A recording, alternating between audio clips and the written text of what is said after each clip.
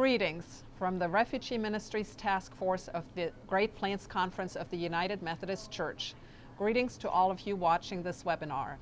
I'm Andrea Parrott, the Great Plains Peace with Justice Coordinator.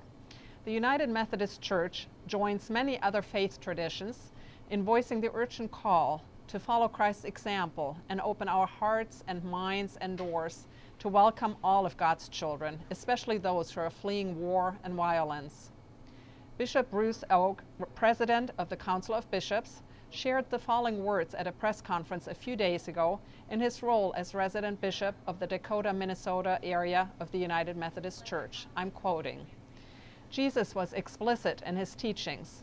In Matthew's Gospel, Jesus says, 'Whoever welcomes you welcomes me, and whoever welcomes me welcomes the one who sent me,' Matthew 10. And he continues, "Refugees and immigrants arrive among us, not only with their needs, but also bearing gifts of energy, resourcefulness, love of liberty, and hope. These gifts have always contributed to the renewal of our society and our church. Above all, these strangers bring us the Christ. When we welcome a stranger, we welcome Jesus. And when we welcome Jesus, we welcome our Creator. Refugees, immigrants, those yearning to be free, these are the ones whom Jesus spoke about when he said, 'I was a stranger and you welcomed me,' in Matthew 25. I call upon the people of the United Methodist Church to see the face of Christ in the refugee, say no to the walling off of our country and our hearts, and say yes to their hope, our hope, for new life." So much from Bishop Bruce R. Oak. Today, we're joined by two members of First United Methodist Church in Omaha, Sonia Mickelson and Kay Peters. They're going to share with us about their work welcoming immigrant families into their community over this past year. So Sonia, I'm glad you're here with us, and I just would like to know, in this very difficult time, what made you get involved with welcoming immigrant families, and what did your faith have to do with this? Could you please share with us? I got involved with helping refugees resettle because I really wanted to help people who were new to the U.S. Better acclimate, better get adjusted. I can't imagine the struggles many of these refugees have been through, and so I wanted to try to make their journey a little bit easier. Especially with so much of what's going on in the news and around the world, it can be really overwhelming for me to feel like there's so much negativity, so many things that are hurting and painful. And so it was an opportunity for me to also give back and provide some help, a positive force in the world. So that's a really big reason why I got involved.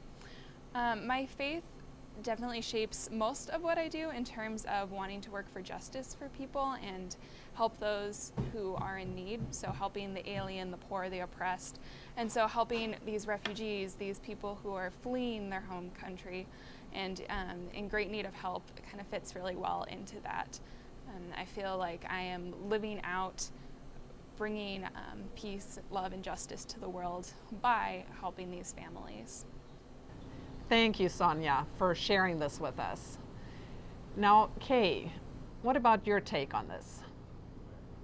My earliest memories include refugees. When the Berlin airlift was going on, I was a very small child, and my mother made Christmas dresses for my sister and me, but she made 2 dresses in my size and 2 in my sister's size. We knew that there would be 2 little girls in Germany wearing dresses just like ours that Christmas.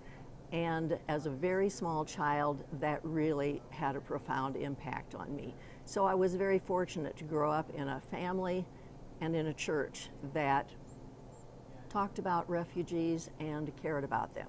I was also, from an early age, very aware that all of my great-grandparents were not refugees, but they were immigrants. They came here speaking no English, and it had been not always an easy experience for them. One of my great-grandfathers left his parents and all his siblings never to see them again. And it was a feeling of profound sadness in his whole life. And I'm thinking of our refugees now. Some of them I have known have lost family members to violence in the war. Some of them know that they can't get their families reunited. And so I'm really, really grateful to my early years for introducing me to refugees. Also, I taught English as a second language for 13 years, and that really gave me a special spot in my heart for refugees. Thank you very much, Kay. Now I have another question, and I don't know which one of you wants to answer first. What are some of the challenges in this work, or have been some of the challenges you encountered throughout this year? And what are some of the joys? So some challenges working with refugees is there's never enough time. Things happen really quickly once they arrive, and so just getting ready can be a time crunch. And then also trying to get them up off the ground, help find jobs, navigate transportation. It seems like there's always one thing after another. So it can sometimes feel like you're really pressed. There's also often the social workers or the resettlement agencies are juggling a lot of different people and moving parts, and so learning to be patient with that process as well as advocate for the family. That's been a good learning curve or a challenge. In terms of the joys, they're almost too numerous to count. These families, I mean, if nothing else, they're friends, it's a community, a group of people to get to know. The family that I work with is a Syrian refugee family, and they are so hospitable, generous, funny, welcoming. So it's really just enjoyable to spend time with them.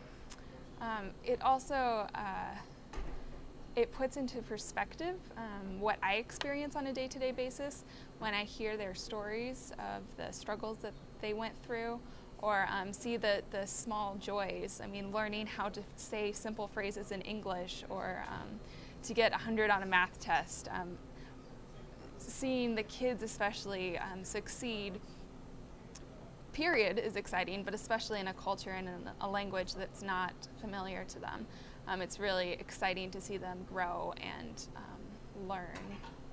It's also certainly a joy to be around people who are different than me. I learn different things about, in my case, Syria, about the food, the language, what's normal or familiar and what's not. It can be surprising. And so that's been an absolute joy to just sort of selfishly broaden my experience and understanding, while also hopefully helping this family. The joys much exceed the challenges, but of course there are challenges. Setting up the apartment or the small house is always very fun, getting ready for the refugee family, but after they arrive, some of the hard facts of the assimilation come to play. If they speak a little English, it's much easier. If they have some family members that live here, it's much easier. But like our Syrian refugee family, if they have a very small community that can support them here of their own culture, if they come knowing no English, it is much more difficult. The challenges, how to find a job that's going to support a family, how to find a car. Our public transportation is just very difficult. One of our families currently, the father works in Iowa. He has no car. He has never driven. So he has to get a ride and pay for a ride to his workplace.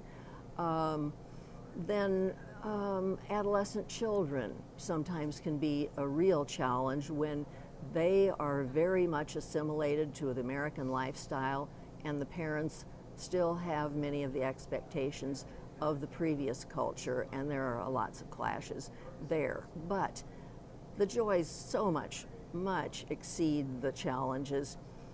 We meet these families, and we commit to stay with them for maybe 3 or 4 months, but by that time they're friends, and we connect with them for a long time.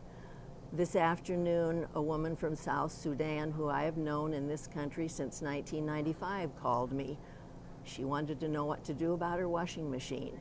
The problem is the washing machine, but the joy is that we still have this connection after all of these years. When you're helping someone with language, and you just see the light bulb turn on in their eyes, and they understand what you're talking about, when they can finally ask the questions and understand the answers, the children are just learning so rapidly, and the joys are just there all the time, and much outweigh the challenges. This is very, very helpful, the things you have both shared with us. Another question we have is, what do you see the future bringing? There have been a lot of changes. There's a lot of upheaval in the whole situation with the United States welcoming refugees. What do you see in the next few months that your church is doing, that you are going to be involved in? What I see for the future, there is a lot of unknown, and so I don't feel like I can guess accurately. But on the small scale, watching this one refugee family slowly learn English and navigate their path in the world, watching these kids grow up to be integrated in both the American culture and also what they came from, and being familiar with both of those. So I see the future bringing hopefully a lot of success and safety and peace to this family, and watching them grow.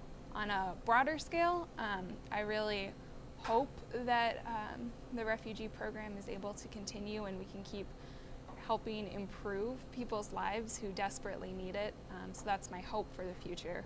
We'll see if I get that. I fear for the future because I wish everyone in this country would be as welcoming as I think most of the people are. I would like to see our doors of welcome be open wider than they are, and I am concerned in the current political situation that possibly the doors for many of these refugees will not be open as wide as I would like them to be. I am hopeful, however, that we can get our message of the joy of working with these refugees, the realization that they contribute so much to our country.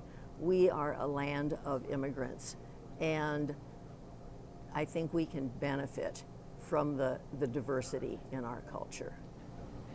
One last question I would like to ask, after all the information you have shared with us, what advice would you want to give to others who are hesitant or thinking about becoming more involved in welcoming refugees? We know the need is enormous, and we're all called to open our hearts and doors and minds and become more welcoming.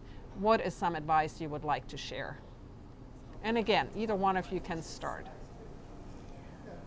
I would say just jump in and do it because it's worth it. We started by going to the church council and getting their approval, and then we formed a refugee committee. And we met, and we had help from Lutheran Family Services. Someone came to meet with us to tell us what we would need to accumulate for an apartment, what things they would be doing for us, like the doctor's checks, the school enrollment. And then we got our first refugee family. It was exciting and rewarding almost immediately. We went through the house, and the woman of the house understood some of what I was saying, and she just nodded her head as we went through the house. But when I opened the refrigerator door, and the refrigerator and the deep freeze were full of food, she cried. because she had been used to having rations, weekly rations, in the camp that had to last all week. Other advice, our refugee team now is supporting 2 families. One, a Karen family from Myanmar, who had been in a refugee camp in Thailand for 20 years, and a Syrian family who had been in Jordan for, I believe, 3 years. We have divided our group into 2 care teams, and it's working out very, very well. That one care team is assigned to each family. We supply transportation, we help with job interviews, we help with English, we help with clothes and shoes for growing children.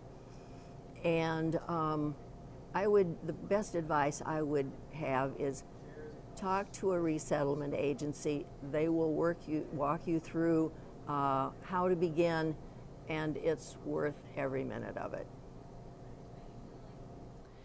What advice would I give to people who are considering this? It is so much more than you can imagine, but in so many great ways. I would encourage you to get to know families and kind of just jump in, knowing that these people need friends more than anything, and so being able to supply transportation or help find jobs or help teach English, those are all great things. But these people are just looking for someone to be with them. And so being willing and able to open yourself up just to that can be really powerful. So I would say getting to know these people is a big piece of advice.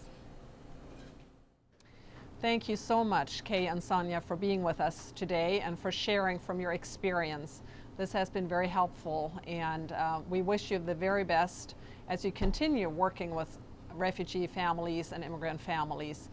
We're looking forward to hearing more about your work. Thanks, it's been a pleasure. It was good to be with you, and I hope you all take the joy and the challenge of becoming a refugee resettlement church.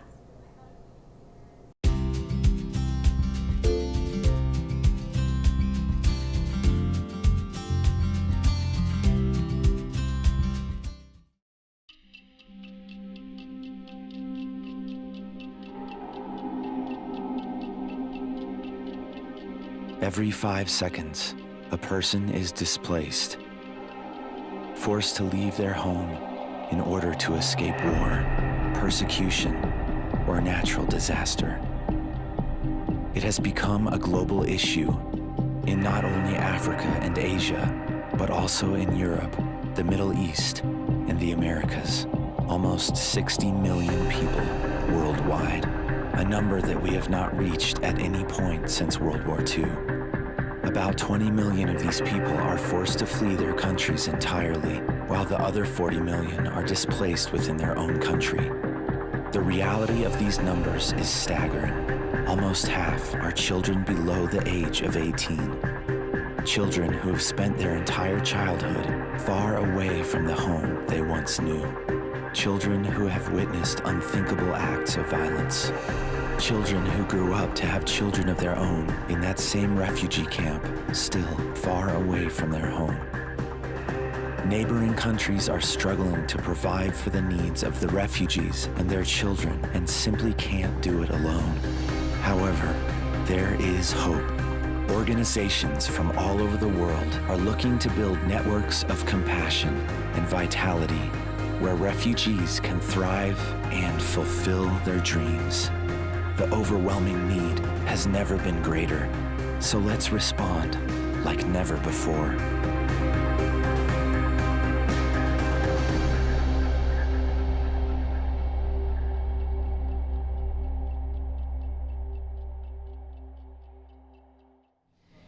I want to close with just with a scripture from Hebrews 13, verse 2.